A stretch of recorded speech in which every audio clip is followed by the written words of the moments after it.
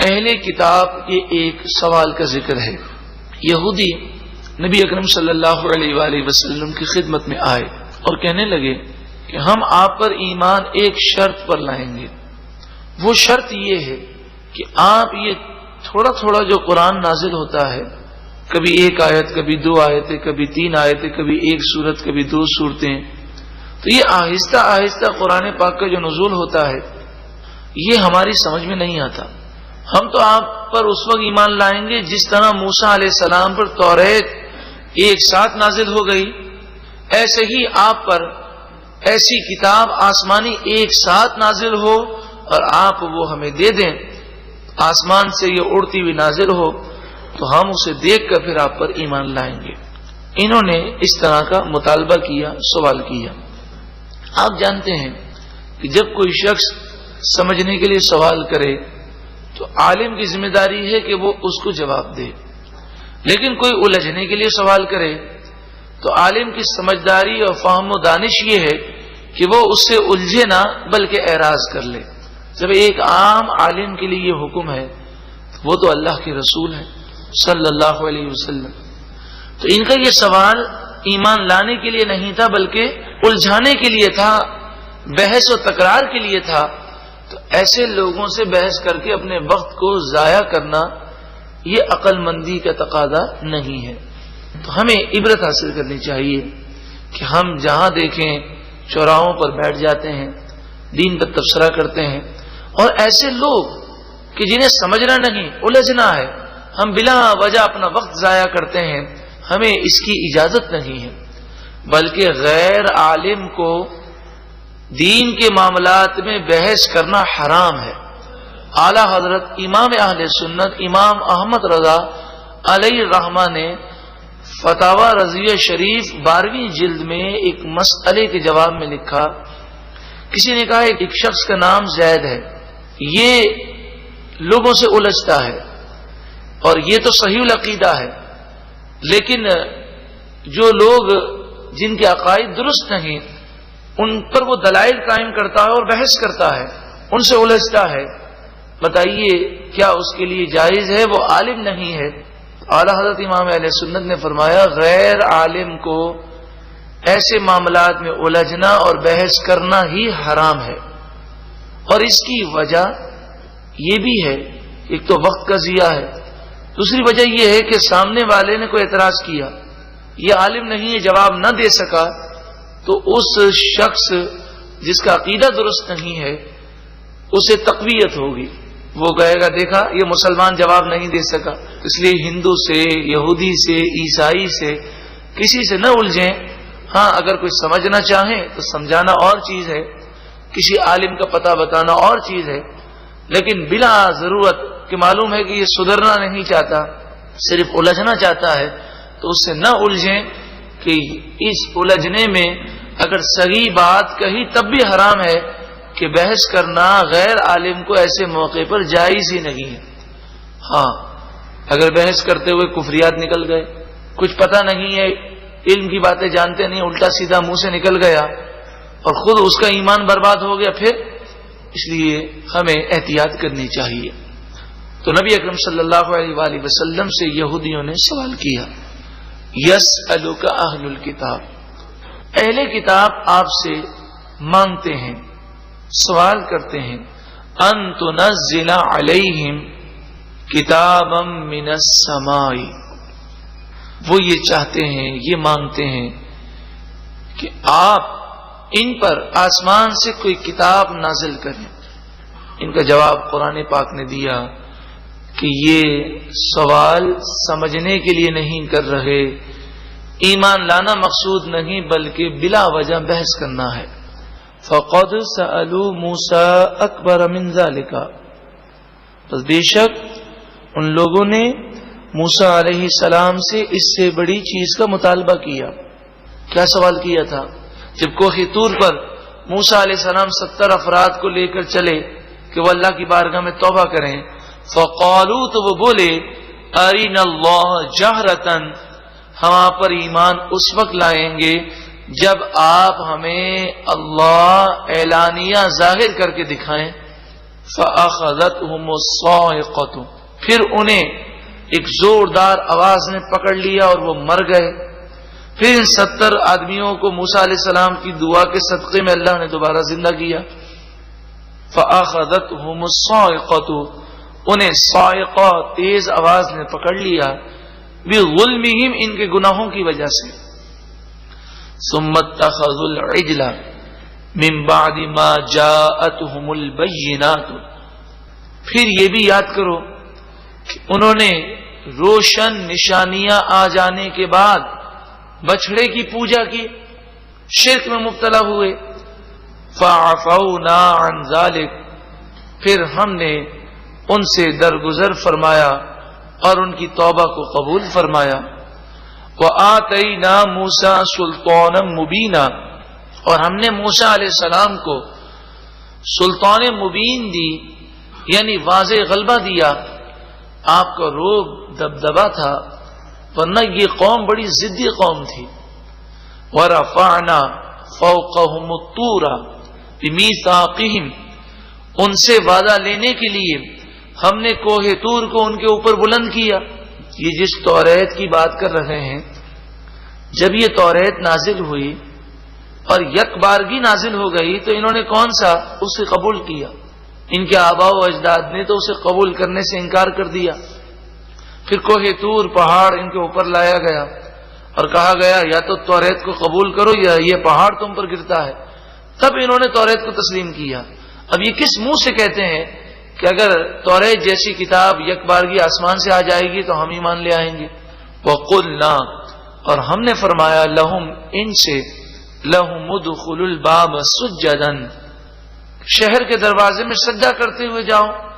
جب انہوں نے پیاز، لہسن اور ان چیزوں کا سوال کیا تو کہا شہر میں چلے جاؤ، اللہ کا شکر بجا لاتے ہوئے، سجدہ کرتے ہوئے، اور حطہ کہتے ہوئے جانا، جس کے معنی ہے اے اللہ تو معاف فرما دے۔ لیکن وہ شہر میں گئے تو سرین کے بل اپنے آپ کو گھسیٹتے ہوئے گئے اور حطہ کی جگہ ہنتا کہنے لگے، جس کے معنی ہے دانا دانا، گندم کا دانا پکارنے لگے۔ وَقُلْنَا، اور ہم نے فرمایا، لہم، ان سے، لا تعدوا فی السبت، ہفتے کے دن کے بارے میں سرکشی نہ کرو۔ لیکن انہوں نے ہفتے کے دن شکار کیا اور پھر بندر بنا دیے گئے۔ وَأَخَذْنَا مِنْهُمْ مِيثَاقًا غَلِيظًا، اور ہم نے ان سے بڑے بڑے پکے پکے وعدے لیے، لیکن انہوں نے پکے پکے وعدوں کو توڑ دیا۔ یہ قوم ضدی ہے، لہذا ان کا یہ مطالبہ صرف الجھانے کے لیے ہے۔ اگر آسمان سے کتاب نازل بھی ہو جائے پھر بھی یہ ایمان نہیں لائیں گے۔ فَبِمَا نَقْضِهِمْ مِيثَاقَهُمْ، ان کے عہد توڑنے کی وجہ سے، وَكُفْرِهِمْ بِآيَاتِ اللَّهِ، اور اللہ کی آیتوں کا انکار کرنے کی وجہ سے، وَقَتْلِهِمُ الْأَنْبِيَاءَ بِغَيْرِ حَقٍّ، اور ناحق انبیاء کو شہید کرنے کی وجہ سے، وَقَوْلِهِمْ قُلُوبُنَا غُلْفٌ، اور یہ کہنے کی وجہ سے کہ انہوں نے کہا کہ ہمارے دل پردے میں ہیں، یعنی کوئی حق بات ہمارے دل تک پہنچ ہی نہیں سکتی۔ ان باتوں کی وجہ سے اللہ نے انہیں اپنی رحمت سے دور کر دیا، ان پر لعنت فرمائی۔ بل نہیں، بلکہ ان کے دل حفاظتی غلاف میں نہیں ہیں۔ یہ یہودی کہتے تھے کہ ہمارے دلوں پر حفاظتی غلاف چڑھے ہوئے ہیں۔ نعوذ باللہ من ذالک کہتے حضور کی خدمت میں آ کر کہ آپ ہمیں گمراہ کرنے کی جتنی بھی کوشش کریں ہمیں فرق نہیں پڑتا۔ توبہ استغفر اللہ، یعنی آپ کی نصیحتیں ہم پر اثر نہیں کریں گی۔ تو یہ تو ایک بری چیز ہے، تو اس کو انہوں نے دوسرے انداز میں پیش کیا۔ تو قرآن مجید فرقان حمید نے فرمایا ان کے دل حفاظتی غلاف میں نہیں ہے، بلکہ طبع اللہ علیہا، اللہ نے ان کے دلوں پر لعنت فرمائی ہے، ایسی اللہ کی ناراضگی ہو گئی ہے، اللہ ایسا ان سے ناراض ہے کہ اب انہیں ہدایت نہیں ملے گی۔ بکفرہم، ان کے کفر کی وجہ سے یہ لعنت پڑی ہے۔ فلا یؤمنون الا قلیلا، پھر تھوڑے لوگ ہی ان میں سے ایمان لائیں گے۔ تو یہ قرآن کا معجزہ آج بھی ظاہر ہے کہ تمام مذاہب میں سب سے کم ایمان لانے والے یہودی ہیں، کہ وہ اسلام کی طرف بہت کم مائل ہوتے ہیں، اور پوری دنیا میں سب سے زیادہ مسلمانوں کے خلاف سازشیں کرنے والی قوم جو ہے وہ بھی یہودی ہے۔ وہ بھی کفرہم، اور ان کے کفر کے سبب، وہ قولہم، اور ان کے اس بات کے سبب، علی مریم بہتانا عظیما، کہ انہوں نے حضرت مریم پر بہتان عظیم لگایا، ہم نے ان پر لعنت فرمائی۔ جب حضرت عیسیٰ علیہ السلام کی پیدائش ہوئی تو حضرت مریم نے نکاح نہیں کیا تھا، اور عیسیٰ علیہ السلام کو اللہ تعالی نے بغیر باپ کے پیدا فرمایا۔ تو یہودیوں نے یہ مشہور کر دیا، حالانکہ عیسیٰ علیہ السلام نے جبکہ آپ ماں کی گود میں تھے، شیر خوار بچے تھے، اس وقت بھی آپ نے لوگوں سے کلام کیا اور انہیں یہ بتایا کہ میں اللہ کا بندہ ہوں، اللہ کا رسول ہوں۔ مگر یہودی اس وقت غالب تھے، انہوں نے یہ بات مشہور کر دی اور حضرت مریم پر نعوذ باللہ من ذالک زنا کی تہمت لگائی۔ علی مریم بہتان عظیما، حضرت مریم پر انہوں نے بہتان عظیم باندھا۔ لیکن اب ذرا سوچیں، ذرا غور کریں، عیسائی حضرت مریم کی کتنی عزت و تعظیم کرتے ہیں کہ بعض عیسائی تو بڑھاتے بڑھاتے انہیں خدا سمجھ بیٹھتے ہیں، اور یہودی کس قدر الٹی راہ پر چلتے ہیں کہ وہ حضرت مریم کو نعوذ باللہ من ذالک ایسا کہتے ہیں۔ تو پھر یہودی اور عیسائیوں کی تو بڑی سخت دشمنی ہونی چاہیے، لیکن ہم تو یہ دیکھ رہے ہیں کہ یہودی اور عیسائی مل کر مسلمانوں پر ظلم کر رہے ہیں۔ بات یہ ہے کہ یہ ہیں تو دشمن ایک دوسرے کے، مگر مسلمان ان کے مشترکہ دشمن ہیں، تو مسلمانوں کو نقصان پہنچانے کے لیے یہ آپس میں مل گئے ہیں۔ الکفر ملت واحدہ، تمام کافر اسلام کے خلاف ایک ہی ہیں۔ جتنے کافر ہیں، چاہے وہ ہندو ہو، چاہے مشرک ہو، چاہے یہودی ہو، چاہے عیسائی ہو، جب اسلام کے خلاف بات آتی ہے تو ان کا کفر ان میں اتحاد پیدا کر دیتا ہے۔ کاش مسلمان بھی اسلام کی سربلندی کے لیے ایک اور نیک بن جائیں۔ وہ قولہم، اور لعنت فرمائی ان کی اس بات کی وجہ سے کہ انہوں نے کہا انا قتلنا المسیح عیسی ابن مریم رسول اللہ، بے شک ہم نے مسیح عیسیٰ ابن مریم جو اللہ کے رسول ہیں انہیں ہم نے قتل کیا۔ یہ انہوں نے کہا، اس کی وجہ سے اللہ نے ان پر لعنت فرمائی۔ یہودی دعویٰ کرتے ہیں کہ ہم نے سلیب پر چڑھا دیا، سولی پر حضرت عیسیٰ علیہ السلام کو چڑھا دیا، اور عیسائی اس بات کو تسلیم کرتے ہیں۔ صرف مسلمان ہیں جو یہ کہتے ہیں کہ یہ بات جھوٹی ہے، عیسیٰ علیہ السلام آسمان کی طرف بلند کر دیے گئے اور انہیں وہ قتل نہ کر سکے۔ لیکن آپ سوچیں کہ اس بات سے بھی معلوم ہوتا ہے کہ یہودیوں اور عیسائیوں کی آپس میں بہت بڑی جنگ ہونی چاہیے، کہ عیسائی یہ مانتے ہیں کہ یہودیوں نے عیسیٰ علیہ السلام کو شہید کیا، قتل کیا، لیکن اسلام کے خلاف سب اکٹھے ہو گئے۔ وما قتلوہ، اور انہوں نے عیسیٰ علیہ السلام کو قتل نہ کیا، شہید نہ کیا۔ وما صلبوہ، اور نہ ہی انہیں سلیب پہ چڑھایا، سولی پہ چڑھایا۔ ولکن شبہ لہم، ہاں ان کے لیے شبہ ڈال دیا گیا، انہیں شبہ میں رکھ دیا گیا۔ وہ اس طرح کہ جو شخص عیسیٰ علیہ السلام کو گرفتار کرنے کے لیے گھر کے اندر گیا، اس نے گھر دیکھا تو گھر میں عیسیٰ علیہ السلام نہیں ہے، باہر آیا تو اس کی شکل عیسیٰ علیہ السلام سے تھوڑی دیر کے لیے مشابہ ہو گئی۔ انہوں نے اسے پکڑ کر سولی پہ چڑھا دیا، اور اس پر ہم یہ بات پھر ریپیٹ کرتے ہیں کہ ہم تو مانتے نہیں کہ حضرت عیسیٰ علیہ السلام سلیب پہ چڑھے، سولی پہ چڑھے اور آپ شہید ہو گئے، ہم اس بات کو نہیں مانتے۔ ہم کہتے ہیں وہ آسمان کی طرف بلند ہو گئے۔ عیسائی تو مانتے ہیں نا تو پھر سلیب تو ان کے لیے نحوست کا نشان ہونا چاہیے، اس سے نفرت ہونی چاہیے. لیکن جب انسان کفر کرتا ہے تو عقل اس کی چلی جاتی ہے، تو یہ سلیب کو چومتے ہیں اور اسے برکت کا نشان سمجھتے ہیں. وَإِنَّ الَّذِينَ اخْتَلَفُوا فِيهِ، اور بے شک وہ لوگ جنہوں نے اس معاملے میں اختلاف کیا، لفی شک منہ، وہ اس سے شک میں مبتلا ہیں. جو یہ کہتے ہیں یہودی کہ ہم نے عیسیٰ علیہ السلام کو قتل کیا ہے، انہیں بھی اس بات کا یقین نہیں تھا، یہ صرف انہوں نے خیالات اور شک کا اظہار کیا ہے. ما لہم بہ من علم، ان کے پاس کوئی علم یقینی نہیں ہے.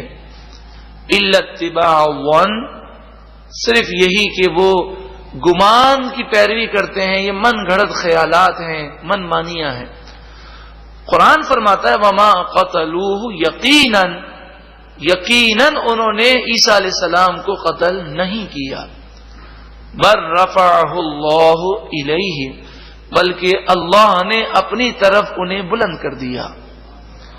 ان واضح آیات کے بعد اگر کوئی یہ کہے کہ عیسیٰ علیہ السلام آسمان پر زندہ نہیں اٹھائے گئے تو وہ کافر ہو جائے گا.